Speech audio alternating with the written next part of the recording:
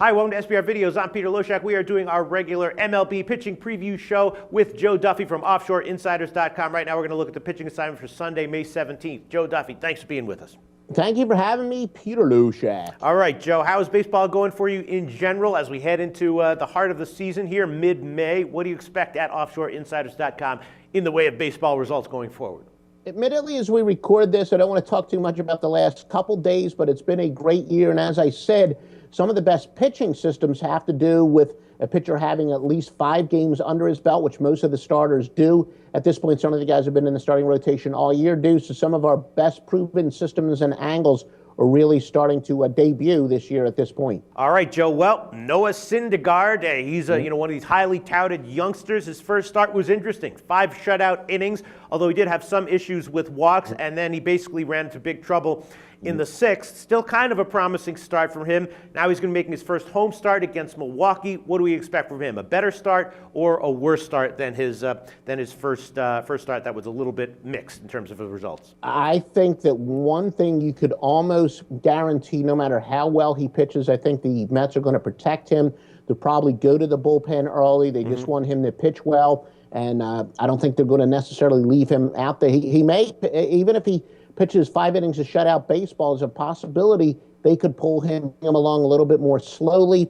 But really my motto is these guys, I know they're highly touted, but let's see them actually do it at the major league level. I think because he's so highly touted, and I think gamblers tend to be chic, that you're going to get pretty good value going against Syndergaard. And again, I'm not saying that he's not going to be a stud somewhere down the road, but too many of these highly touted pitchers, they do seem to struggle in the first few starts. You think so? Because I'll tell you, in his first start, I bet on the Mets' first 5 innings run line, plus a half. Of course, it was 0-0 after 5 innings, so I won that one, but maybe got a little bit lucky because then he fell apart in the 6th inning. So, it's hard to say whether what I did was the right move or not, but do you expect, do you think the Mets on the first 5 innings line might be good, or do you think that he'll run into trouble earlier than he did last start? I actually had a notation for that. The Mets in the first 5 innings could be a pretty good bet. And if you're at one of those sports books where you allow live betting, then come back with Milwaukee, get some really good odds there, and then actually bet Milwaukee to win the game. But I do think that Syndergaard will probably pitch well early,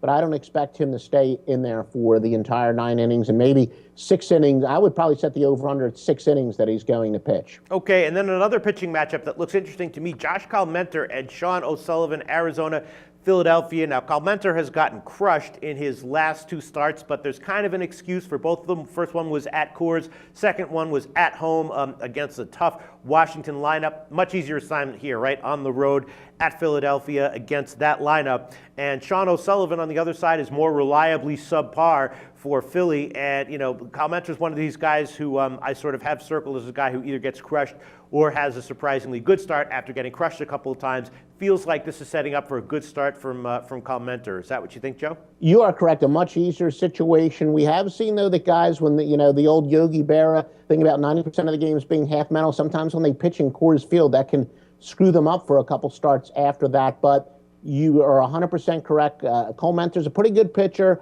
and a perfect bounce-back situation, albeit on the road. He's still playing the Phillies, who are very much in a rebuilding mode here. I would look for him to bounce back. A great situation for him. All right. And then another guy who we're looking for, who are wondering about the opposite of a bounce back, is A.J. Burnett. He's been really impressive this year. Where's it coming from? And the question is, at what point will he start to regress downward? I don't know. What's your answer for that? So far, he's been very impressive. Awesome. He has. And remember, the Phillies, who last year they thought that they were actually a contender, they were expecting to bounce back. They gave him a lot of money, and he's always pitched well in Pittsburgh. Look, I'm a believer in A.J. Burnett. I'm not saying that he's going to maintain some of the crazy numbers that he's been putting up, but he's a good pitcher. I think you're going to find out that he might be wind up pitching, game 2 in the playoffs this year. He is a very good veteran, and he continues to pitch well. Things didn't necessarily go as well as he had hoped in Philadelphia last year, and nothing really went all that well in Philadelphia, but he is a solid veteran pitcher. I would say keep going with this guy. All right, and Jake Arrieta on the other side coming off a great start. So in that Pittsburgh Cubs game, if the wind is in and we see a total of 7, maybe the under in that one, right, Joe?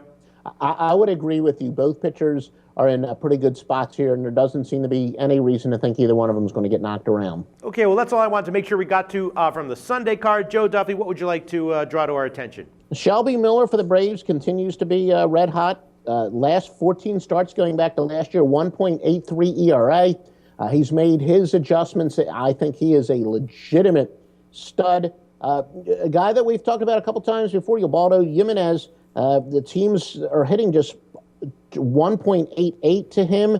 And Nick Martinez regressing to the mean for Texas. Yeah. He had a great in April. His ERA was 0.35, but 4.24 in May. So I would say he's probably in a good fade spot at this point. Okay, the problem with Jimenez, though, is Garrett Richards on the other side is having just as good of a year as Jimenez is. So I'm not exactly, and you know, Baltimore should be a favorite in that one. So I'm not exactly sure I'd want to ride Jimenez there, right?